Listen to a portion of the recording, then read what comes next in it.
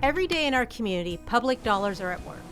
These dollars keep emergency responders ready, parks open, water safe, streets maintained, the local economy supported, the environment protected, and much more. These services are supported by the revenue the city receives. That funding comes from several sources, and each one plays a specific role in maintaining daily operations and supporting long-term community needs. The city's biennial budget process determines how these resources are allocated and invested in the services and infrastructure that the community values and relies on.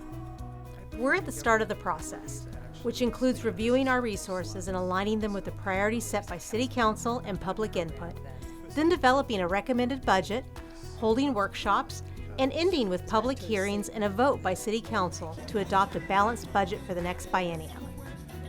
To learn more about the city budget and how you can participate, visit cityofvancouver.us/budget.